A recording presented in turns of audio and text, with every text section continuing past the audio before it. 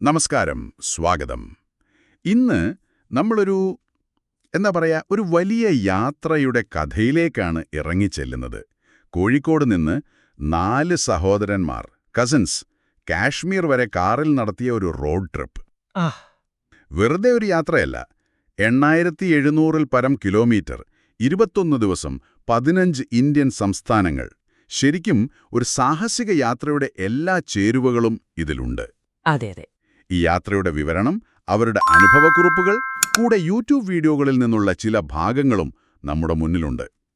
ഇതിലൂടെ നമ്മൾ ശ്രമിക്കുന്നത് വെറും യാത്രാവിവരണം നൽകാനല്ല, മറിച്ച് ഈ യാത്ര അവർക്കിടയിലെ ബന്ധങ്ങളെ എങ്ങനെ മാറ്റിമറിച്ചു, അപ്രതീക്ഷിത പ്രതിസന്ധികളെ എങ്ങനെ നേരിട്ടു, എന്തൊക്കെ പുതിയ കാഴ്ചപ്പാടുകൾ അവർക്ക് ലഭിച്ചു എന്നൊക്കെ ആഴത്തിൽ മനസ്സിലാക്കാനാണ്. അപ്പം നമുക്ക് തുടങ്ങാം.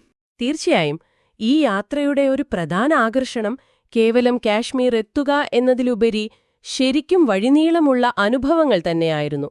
പല സംസ്ഥാനങ്ങളിലായി ചിതറിക്കിടക്കുന്ന പഴയ സൗഹൃദങ്ങളെ വീണ്ടും കാണുക, ആ ബന്ധങ്ങൾ പുതുക്കുക എന്നതും അവരുടെ ലക്ഷ്യത്തിന്റെ ഭാഗമായിരുന്നു. ശരിയാണ്. അതുകൊണ്ടുതന്നെ ഇത് സ്ഥലങ്ങൾ കാണുന്നതിനപ്പുറം ഒരു വൈകാരിക യാത്ര കൂടിയായി മാറുന്നുണ്ട്. ശരിയാണ്.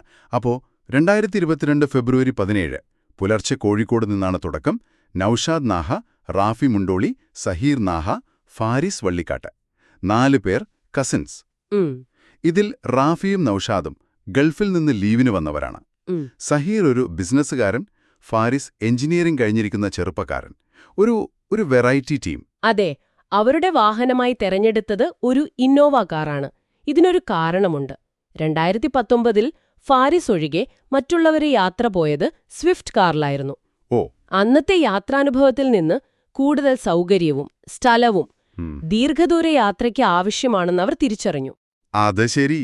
ആ ഒരു പ്രായോഗിക പാഠമാണ് ഇത്തവണ ഇന്നോവ തിരഞ്ഞെടുക്കാൻ കാരണം. ലോങ് ട്രിപ്പ് പ്ലാൻ ചെയ്യുമ്പോൾ വാഹനത്തിന്റെ കംഫർട്ട് എത്ര പ്രധാനമാണെന്ന് ഇത് ഓർമ്മിപ്പിക്കുന്നു. വളരെ ശരിയാണ്. ആദ്യ ലക്ഷ്യം ഗോവയാണ്, മംഗലാപുരം വഴി. പക്ഷേ അത് കേരളത്തിലെ റോഡുകളുടെ അവസ്ഥ നമുക്കറിയാമല്ലോ. ചെറിയ ചെരി 2.5 കിലോമീറ്റർ പോകാൻ ഉച്ചയ്ക്ക് 2 മണി വരെയായി. അത്രയും സമയമെടുത്തു അല്ലേ? അതെ. മംഗലാപുരത്ത് അവരുടെ സുഹൃത്ത് ഗഫൂർ കാത്തിരിപ്പുണ്ടായിരുന്നു. അദ്ദേഹത്തിന്റെ വീട്ടിൽ നിന്നുള്ള ആ മംഗലാപുരം ബിരിയാണിയുടെ രുചി യാത്രയുടെ തുടക്കത്തിൽ കിട്ടിയ വലിയൊരു ഊർജ്ജമായിരുന്നു എന്നവർ പറയുന്നു. നല്ല തുടക്കം. സ്നേഹത്തോടെയുള്ള സ്വീകരണം യാത്രയുടെ ഒരു പോസിറ്റീവ് തുടക്കമായി. അവിടെ നിന്ന് ഉടുപ്പിയിൽ പഴയ സഹപ്രവർത്തകൻ റോക്കി ഭായിയെ കണ്ടു. ഓക്കെ. സൗഹൃദങ്ങൾ പുതുക്കിയ ശേഷം യാത്ര തുടർന്നു. രാത്രി 10ഓടെ മുരുടേശ്വരത്തെത്തി ഹോട്ടലിൽ താമസിച്ചു. ആദ്യ ദിവസം ഏകദേശം ഒരു 600 കിലോമീറ്ററിലധികം യാത്ര ചെയ്തിട്ടുണ്ട്. അടുത്ത ദിവസം രാവിലെ മുരുടേശ്വര ക്ഷേത്ര ദർശനം കഴിഞ്ഞ് ഗോവയിലേക്ക്, ഏകദേശം 150 കിലോമീറ്റർ ദൂരം. സൗത്ത് ഗോവയിലെത്തിയപ്പോൾ മറ്റൊരു പഴയ സഹപ്രവർത്തകനെ കണ്ടു, മിസ്റ്റർ അലിയോ ഡയസ്. 7 വർഷത്തിനുശേഷം കാണുകയാണ്. ആ കണ്ടുമുട്ടൽ വളരെ ഇമോഷണലായിരുന്നു. അതല്ലോ, അത്രയും വർഷങ്ങൾക്ക് ശേഷം കാണുമ്പോൾ എന്നവർ പറയുന്നു.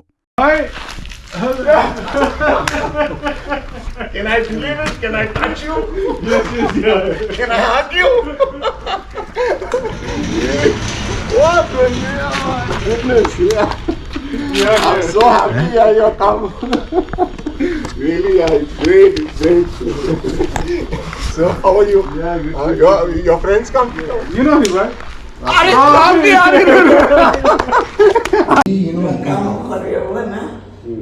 No. He's working there. He's come on a holiday. He's young. He's just got 2 children, small children. No, 4. അദ്ദേഹത്തിന്റെ 95 വയസ്സുള്ള അമ്മയെ കണ്ടതും ഒരു പ്രത്യേക അനുഭവമായി. വർഷങ്ങൾക്കിപ്പുറവും സൗഹൃദങ്ങൾക്ക് എന്തുമാത്രം ആഴമുണ്ടെന്ന് ഓർമ്മിപ്പിക്കുന്ന നിമിഷങ്ങൾ. ശരിയാണ്. ഗോവയിലെ റിറ്റ്സ് ക്ലാസിക് റെസ്റ്റോറന്റിലെ താലി പ്രസിദ്ധമാണ്. അതും അവർ ആസ്വദിച്ചു. പിന്നീട് നോർത്ത് ഗോവയിലേക്ക് മാറി. അവിടെ 3 രാത്രികൾ. ഗോവൻ ജീവിതം, ബീച്ചുകൾ, പാരാഗ്ലൈഡിംഗ്, വാട്ടർ സ്പോർട്സ്, അങ്ങനെ എല്ലാം ആഘോഷമാക്കി. യൂട്യൂബ് വീഡിയോകളിലൊക്കെ ഈ ആഘോഷങ്ങളുടെ ദൃശ്യങ്ങളുണ്ട്. അതെ. പക്ഷേ ഈ ആഘോഷങ്ങൾക്കിടയിലാണ് ആ അപ്രതീക്ഷിത സംഭവം. വാട്ടർ സ്പോർട്സിനിടെ സഹീറിന്റെ കാല് കടലിനടിയിലെ പവിഴപ്പുറ്റിൽ തട്ടി ആഴത്തിൽ മുറിഞ്ഞു. അയ്യോ! നല്ലപോലെ രക്തം പോയി. പെട്ടെന്ന് തന്നെ ആശുപത്രിയിലെത്തിച്ച് തുന്നലിട്ടു. ഇത് യാത്രയുടെ മൊത്തം പ്ലാനിനെയും ബാധിക്കുന്ന ഒന്നായിരുന്നില്ലേ? തീർച്ചയായും. അവിടെയാണ് ഈ യാത്രയുടെ ഒരു നിർണായക ഘട്ടം. സഹീർ ഫാർമസിസ്റ്റ് ആയതുകൊണ്ട് മുറിവിനെക്കുറിച്ചും മരുന്നുകളെക്കുറിച്ചും ധാരണയുണ്ടായിരുന്നു എന്നത് ഭാഗ്യം. ഭാഗ്യം തന്നെ. പക്ഷേ കാല് നിലത്തു കുത്താൻ പറ്റാത്ത അവസ്ഥ. ഇനി എങ്ങനെ മുന്നോട്ടു പോകും? കാശ്മീർ വരെ ഇനിയും ആയിരക്കണക്കിന് കിലോമീറ്ററുകളുണ്ട്. ശരിയാണ്. ഇവിടെ വെച്ച് യാത്ര അവസാനിപ്പിക്കാൻ വേണമെങ്കിൽ തീരുമാനിക്കാമായിരുന്നു. പക്ഷെ അവര് യാത്ര തുടരാൻ തീരുമാനിച്ചു. അതാണ് അതിശയിപ്പിക്കുന്നത്. അതെ, സഹീറിന്റെ വേദനയും ബുദ്ധിമുട്ടും കണ്ടിട്ടും അദ്ദേഹത്തിന്റെ തന്നെ നിശ്ചയദാർഢ്യവും മറ്റുള്ളവരുടെ പിന്തുണയും കൊണ്ട് യാത്ര തുടരാൻ തീരുമാനിക്കുകയായിരുന്നു. സഹീർ പിന്നീട് യാത്രയുടെ ബാക്കി ദിവസങ്ങൾ മുഴുവൻ കാറിന്റെ പിൻസീറ്റില് കാല് നീട്ടിവെച്ചാണ് ഇരുന്നത്. ഓഹോ. ഇത് ആ 4 പേർക്കിടയിലെ ബന്ധത്തിന്റെ ദൃഢതയും പ്രതിസന്ധിയെ ഒറ്റക്കെട്ടായി നേരിടാനുള്ള മനോഭാവവുമാണ് കാണിക്കുന്നത്. ഇതൊരു സാധാരണ വിനോദയാത്ര എന്നതിലുപരി ഒരു പരീക്ഷണമായി മാറുകയായിരുന്നു അവിടെ. ശരിയാണ്. ആ ഒരു സ്പിരിറ്റിലാണ് അവർ ഗോവ വിട്ട് 5-ാം ദിവസം മുംബൈയിലേക്ക് പോകുന്നത്.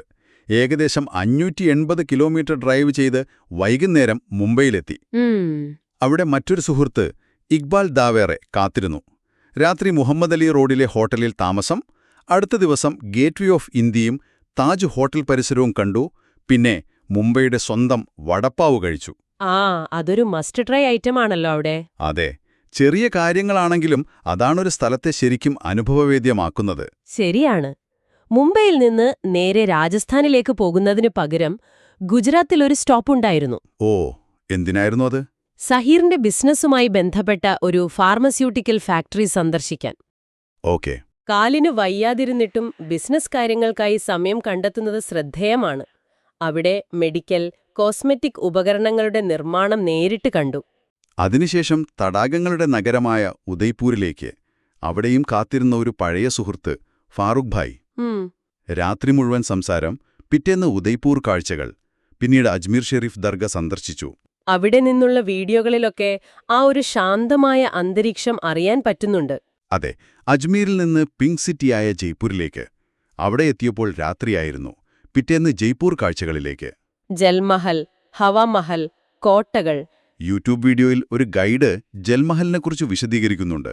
1799 പണിതത് 5-ൽ 4 നിലയും വെള്ളത്തിനടിയിൽ.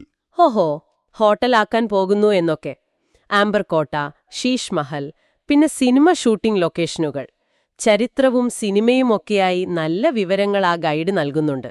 രാജസ്ഥാന്റെ ആ രാജകീയ പ്രൗഢിയിൽ നിന്ന് അവർ യാത്ര തിരിച്ചത് പഞ്ചാബിലെ അമൃത്സറിലേക്കാണ്. 9-ാം ദിവസം അവിടെ എത്തി. സുവർണക്ഷേത്രവും ജാലിയൻ വാലാബാഗും സന്ദർശിച്ചു. സുവർണക്ഷേത്രത്തിന്റെ ആ ഒരു കാഴ്ചയും അവിടുത്തെ അന്തരീക്ഷവും അത് വിവരണാതീതമാണെന്ന് അവർ പറയുന്നു. വാഹേഗുരു ജി കാ ഖൽസ, വാഹേഗുരു ജി ദി ഫത്തേ എന്ന പ്രാർത്ഥന മനസ്സിൽ തങ്ങി നിൽക്കും. ശരിക്കും.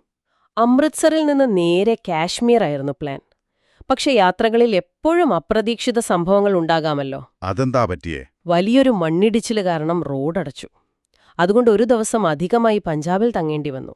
അയ്യോ. പ്ലാനുകൾ തെറ്റുമ്പോ എങ്ങനെ അതിനോട് പൊരുത്തപ്പെടുന്നു എന്നതും ഇത്തരം യാത്രകളുടെ ഭാഗമാണ്. ആ ദിവസം അവർ പഞ്ചാബിന്റെ തനത് രുചികൾ ആസ്വദിച്ചും വിശ്രമിച്ചുമാണ് ചിലവഴിച്ചത്. ഒടുവിൽ 12-ാം ദിവസം റോഡ് തുറന്നു. അവർ കാത്തിരുന്ന കാശ്മീരിലേക്ക് യാത്ര തിരിച്ചു. ഫൈനലി. മലകളും തുരങ്കങ്ങളും മഞ്ഞുമൂടിയ വഴികളും കാഴ്ചകൾ അതിമനോഹരം. പക്ഷേ യാത്ര അത്ര എളുപ്പമായിരുന്നില്ല. ശരിയാണ്. വളരെയധികം ശ്രദ്ധയോടെ ഓടിക്കേണ്ട വഴികൾ, നല്ല ക്ഷീണവുമുണ്ടാകും. പോരാത്തതിന് കാശ്മീരിനടുത്തുവെച്ച് വീണ്ടും മണ്ണിടിച്ചില്. വീണ്ടുമോ? അതെ, ഇത്തവണ 5 മണിക്കൂർ ബ്ലോക്കിൽപ്പെട്ടു. പുറത്ത് 6 ഡിഗ്രി തണുപ്പും. ഓഹ്, കഷ്ടമായിപ്പോയി. ആലോചിച്ചു നോക്കൂ. അത്രയും ദൂരം യാത്ര ചെയ്ത് സഹീറിന്റെ കാലിന്റെ അവസ്ഥയും വെച്ച് ഈ തണുപ്പത്ത് മണിക്കൂറുകളോളം ബ്ലോക്കിൽ കിടക്കുക. മാനസികമായും ശാരീരികമായും വലിയ വെല്ലുവിളിയാണത്. ഒടുവിൽ പുലർച്ചെ 6 മണിയോടെയാണ് അവർ പെഹൽഗാമിലെത്തുന്നത്. അത്രയും വൈകിയോ? അതെ. അവിടെ ഹോട്ടലിൽ കുറച്ചുനേരം വിശ്രമിച്ചിട്ട് മഞ്ഞിൽ പുതഞ്ഞു നിൽക്കുന്ന ആ ഗ്രാമം കാണാനിറങ്ങി. ഫാരിസിന് ജീവിതത്തിലെ ആദ്യത്തെ മഞ്ഞുവീഴ്ച അനുഭവമായിരുന്നു അത്. ആ തണുപ്പും കാഴ്ചയും അവനൊരു പുതിയ ലോകം തന്നെയായിരുന്നിരിക്കണം. തീർച്ചയായും. പിറ്റേന്ന് ഗുൽമാർഗിലേക്ക് പോയി ഗോണ്ടോള റൈഡ് ലക്ഷ്യമിട്ടായിരുന്നു പോയത്. പക്ഷെ കാലാവസ്ഥ മോശമായതുകൊണ്ട് അതും നടന്നില്ല. ഓ, വീണ്ടുമൊരു തിരിച്ചടി. അതെ, വീണ്ടുമൊരു നിരാശ. പക്ഷെ അവർ അതൊരു നിരാശയായി കാണുന്നില്ല. പകരം ഗുൽമാർഗിലെ മഞ്ഞിലുള്ള മറ്റു വിനോദങ്ങളിൽ പങ്കുചേർന്നു. അത് കൊള്ളാം. യാത്രയിലെല്ലാം പ്ലാൻ ചെയ്ത പോലെ നടക്കണമെന്നില്ല. പക്ഷെ കിട്ടുന്ന സാഹചര്യങ്ങളെ ആസ്വദിക്കാൻ പഠിക്കുക എന്നൊരു പാഠം കൂടി ഇതിലുണ്ട്. ശരിയാണ്. അന്ന് രാത്രി ശ്രീനഗറിലേക്ക് തിരിച്ചു. വഴിയിൽ വെച്ച് ഗുൽമാർഗിലെ ഒരു ലോക്കൽ ഗൈഡായ സാഹിലിനൊപ്പം ഡിന്നർ കഴിച്ചു. ഡിന്നറിനിടയിലാണ് 2019 യാത്രയെക്കുറിച്ച് സംസാരിച്ചത്. ഓ, ആ പഴയ യാത്ര. അതെ. അന്ന് ഇതേ ടീം ഫാരിസ് ഒഴികെ കാശ്മീരിലുള്ളപ്പോഴാണ് ആർട്ടിക്കിൾ 370 റദ്ദാക്കുന്നതും കർഫ്യൂ വരുന്നതും. ആഹാ, ആ സംഭവം. പെട്ടെന്ന് യാത്ര നിർത്തി തിരിക്കേണ്ടി വന്ന അനുഭവം അവർ ഓർത്തെടുത്തു. പഴയ ഓർമ്മകളും പുതിയ അനുഭവങ്ങളും ചേർന്നൊരു സംഭാഷണമായി അത് മാറി. അതൊരു പ്രത്യേക നിമിഷമായിരുന്നിരിക്കണം. അന്ന് രാത്രി ദാൽ തടാകത്തിലെ ഹൗസ് ബോട്ടിലായിരുന്നു താമസം. അതൊരു ക്ലാസിക് കാശ്മീർ അനുഭവം തന്നെ. അതെ. അപ്പോഴേക്കും സഹീറിന്റെ കാലിലെ മുറിവ് ഒരുപാട് ഭേദമായിരുന്നു, പതിയെ നടക്കാനും തുടങ്ങിയിരുന്നു. അതൊരു വലിയ ആശ്വാസമായി. വളരെ വലിയ ആശ്വാസം. പിറ്റേന്ന് രാവിലെ ദാൽ തടാകത്തിലെ ഷിക്കാര സവാരി, മാർക്കറ്റുകളിലെ കറക്കം ശ്രീനഗർ ശരിക്കും ആസ്വദിച്ചു. പക്ഷെ അവിടെ വെച്ചൊരു അമളി പറ്റി. എന്താ പറ്റിയേ? ചെറിയ ചിരി. നൗഷാദ് തടാകത്തിലെ ഒരു കച്ചവടക്കാരനിൽ നിന്ന് നല്ല വില കൊടുത്ത് കുറച്ച് കുങ്കുമപ്പൂ വാങ്ങി. നല്ല മണമായിരുന്നു അപ്പോൾ. പക്ഷെ നാട്ടിലെത്തി നോക്കിയപ്പോഴോ ഒരു മണവുമില്ല. അയ്യോ, പണി കിട്ടി. ചിരിക്കുന്നു. ഒറിജിനലിനെ വെല്ലുന്ന ഡ്യൂപ്ലിക്കേറ്റ്. യാത്രകളിലെ ഇത്തരം ചെറിയ ചതിക്കുഴികൾ രസകരമായ ഓർമ്മകളായി മാറും പിന്നീട്. അത് ശരിയാണ്. ശ്രീനഗറിൽ നിന്ന് അന്ന് രാത്രി തന്നെ ഡൽഹിക്ക് തിരിക്കാനായിരുന്നു പ്ലാൻ. പക്ഷേ അവിടെ വൺ വേ ട്രാഫിക് കാരണം രാത്രി യാത്ര പറ്റില്ല. ഓക്കേ. ഒരു സുഹൃത്തിന്റെ സഹായത്തോടെ ഉൾവഴികളിലൂടെ പ്രധാന റോഡിലെത്താൻ ശ്രമിച്ചു. പക്ഷെ പോലീസ് പിടിച്ചു. ആ സമയത്താണ് യൂട്യൂബ് വീഡിയോയിൽ പോലീസ് സ്റ്റോപ്പ് എന്ന സംഭാഷണം കേൾക്കുന്നത്. ഒടുവിൽ സഹീർ പോലീസുകാരോട് സംസാരിച്ച് കാര്യങ്ങൾ ബോധ്യപ്പെടുത്തി അനുമതി വാങ്ങിയെടുത്തു. സംസാരത്തിലൂടെ രക്ഷപ്പെട്ടു. അതെ. പ്രതിസന്ധി ഘട്ടങ്ങളിൽ എങ്ങനെ ഇടപെടണം എന്നതിനും ഇതൊരു ഉദാഹരണമാണ്. അവിടെ നിന്ന് സ്റ്റിയറിംഗ് ഏറ്റെടുത്തത് റാഫിയാണ്. ഡൽഹി വരെ ഏകദേശം 800 കിലോമീറ്റർ ഒറ്റ സ്ട്രെച്ചിൽ ഓടിക്കുമെന്ന് പ്രഖ്യാപിച്ചു. 800 കിലോമീറ്റർ ഒറ്റയടിക്ക്? അതെ. പറഞ്ഞ വാക്ക് പാലിച്ച് കാര്യമായ വിശ്രമമില്ലാതെ വണ്ടി ഓടിച്ച് പിറ്റേന്ന് വൈകുന്നേരത്തോടെ അവർ ഡൽഹിയിലെത്തി. അത് അസാമാന്യം തന്നെ. റാഫിയുടെ ആ ഒരു ഡ്രൈവിംഗ് അസാമാന്യമായിരുന്നു എന്ന് മറ്റുള്ളവർ പറയുന്നു. ടീം വർക്കിന്റെ മറ്റൊരു ഉദാഹരണം. തീർച്ചയായും. ഡൽഹിയിൽ ചാന്ദി ചൗക്കിലെ തിരക്ക്, സ്ട്രീറ്റ് ഫുഡ്, ജമാ മസ്ജിദിലെ പ്രാർത്ഥന ഡൽഹിയുടെ ആ ഒരു മിക്സഡ് ഫീൽ അനുഭവിച്ചു. സമയത്തേതാകാം. ആകാനാണ് സാധ്യത. ഡൽഹിയിൽ നിന്ന് യമുന എക്സ്പ്രസ് വേ വഴി ആഗ്രയിലേക്ക്. അർദ്ധരാത്രിയോടെ ആഗ്രയിലെത്തി. ഓക്കേ. പിറ്റേന്ന് ലോകമഹാത്ഭുതമായ താജ്മഹൽ കാണണം. തിരക്കൊഴിവാക്കാൻ രാവിലെ നേരത്തെ പോകാനായിരുന്നു പ്ലാൻ. പക്ഷെ അവിടെയൊരു തമാശയുണ്ട്. നൗഷാദ് പറയുന്നത് താജ്മഹൽ കാണുന്നതിനേക്കാൾ വലിയ വെല്ലുവിളി രാവിലെ എല്ലാവരെയും വിളിച്ചുണർത്തുന്നതായിരുന്നു എന്നാണ്. അത് സ്വാഭാവികം. അത്രയും യാത്രയല്ലേ. അതെ. അത്രയ്ക്ക് ക്ഷീണിച്ചിരുന്നു എല്ലാവരും. ആകെ 1-2 ദിവസം മാത്രമാണ് എല്ലാവരും നേരത്തെ എഴുന്നേറ്റത്. ഒടുവിൽ താജ്മഹലിന്റെ സൗന്ദര്യം ആസ്വദിച്ചു. യൂട്യൂബ് വീഡിയോയിൽ താജ്മഹലിന്റെ ദൃശ്യങ്ങൾക്കൊപ്പം തുജ്മേം റബ് ദിഖ്താ ഹെ എന്ന പാട്ടും ചേർത്തത് കാണാം. ആഗ്രയിൽ നിന്ന് അടുത്ത ലക്ഷ്യം ഹൈദരാബാദ്. എന്തിനാണെന്നോ? ബിരിയാണിയാണോ? ഹൈദരാബാദി ബിരിയാണി. അതെ. യാത്രയുടെ ഈ ഘട്ടത്തിൽ അവരുടെ പ്രധാന ലക്ഷ്യം അതായിരുന്നു. ചിരിക്കുന്നു. ബാവർജി പോലുള്ള പ്രശസ്തമായ സ്ഥലങ്ങളിൽ നിന്നൊക്കെ ബിരിയാണി കഴിച്ചു. യാത്രയുടെ ക്ഷീണത്തിനിടയിലും ഇത്തരം ചെറിയ സന്തോഷങ്ങൾ കണ്ടെത്തുന്നത് യാത്രയെ കൂടുതൽ ആസ്വാദ്യകരമാക്കുന്നു. തീർച്ചയായും. ഹൈദരാബാദിൽ ബിരിയാണിയൊക്കെ കഴിച്ച് അടുത്ത ലക്ഷ്യത്തിലേക്ക് പോകാനിരിക്കുമ്പോഴാണ് നാട്ടിൽ നിന്ന് ഒരു അടിയന്തര കോൾ വരുന്നത്. അതോടെ യാത്ര പെട്ടെന്ന് അവസാനിപ്പിച്ച് മടങ്ങാൻ തീരുമാനിച്ചു. പ്ലാൻ ചെയ്തതിലും നേരത്തെ. അതെ. ഹൈദരാബാദിൽ നിന്ന് പിന്നെ ഒട്ടും സമയം കളയാതെ നേരെ കോഴിക്കോട്ടേക്ക്. ഏകദേശം 1000 കിലോമീറ്ററിലധികം ദൂരം. അത്രയും ദൂരം? അതെ. നിർത്താതെ ഓടിച്ചാണ് 21ാം ദിവസം അവർ കോഴിക്കോട് തിരിച്ചെത്തിയത്. യൂട്യൂബ് വീഡിയോയുടെ അവസാന ഭാഗങ്ങളിൽ ഈ മടക്കയാത്രയുടെ ദൃശ്യങ്ങളാണ് കാണുന്നത്. ശരി. ഒരു പക്ഷേ ആ അടിയന്തര ആവശ്യം വന്നില്ലായിരുന്നെങ്കിൽ യാത്ര ഇനിയും നീണ്ടേനെ. അങ്ങനെ 21 ദിവസം 8764 കിലോമീറ്റർ, 15 സംസ്ഥാനങ്ങൾ, എണ്ണിയാലൊടുങ്ങാത്ത ഓർമ്മകളും അനുഭവങ്ങളും. ഒരുമിച്ച് ചിരിച്ചു, കളിയാക്കി. സഹീറിന്റെ പരിക്ക്, മണ്ണിടിച്ചിൽ, ബ്ലോക്കുകൾ, തണുപ്പ്, ഇങ്ങനെ ഒരുപാട് പ്രതിസന്ധികളെ ഒരുമിച്ചു നേരിട്ടു. ഇന്ത്യയുടെ പല ഭാഗങ്ങളിലെ രുചികൾ അറിഞ്ഞു. വർഷങ്ങൾക്ക് ശേഷം പഴയ കൂട്ടുകാരെ കണ്ടുമുട്ടി. ഈ യാത്രയുടെ ഏറ്റവും വലിയ ഹൈലൈറ്റ് ആ 4 പേർക്കിടയിലെ ബന്ധം തന്നെയാണ്. സഹീറിന്റെ പരിക്കിന് ശേഷവും യാത്ര തുടരാനുള്ള തീരുമാനം. അതെ. റാഫിയുടെ നിർത്താതെയുള്ള ഡ്രൈവിംഗ്, ഓരോ ഘട്ടത്തിലും പരസ്പരം നൽകിയ പിന്തുണ ഇതെല്ലാം ആ സാഹോദര്യത്തിന്റെ ആഴം കാണിക്കുന്നു. ശരിയാണ്. വെറും കാഴ്ചകൾ കാണുന്നതിനപ്പുറം ഒരുമിച്ചൊരു ലക്ഷ്യത്തിനായി പ്രയത്നിച്ച് പ്രതിസന്ധികളെ തരണം ചെയ്ത് നേടിയെടുത്തൊരു അനുഭവമാണത്. സുരക്ഷിതമായി തിരിച്ചെത്തിയതിൽ അവർ ദൈവത്തോട് നന്ദി പറയുന്നു.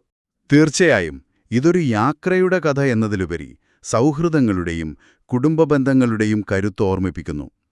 പ്രതിസന്ധികൾ വരുമ്പോൾ തളരാതെ മുന്നോട്ടു പോകാനുള്ള മനുഷ്യന്റെ ഇച്ഛാശക്തിയുടെ ഒരു നേർക്കാഴ്ച കൂടിയാണ്.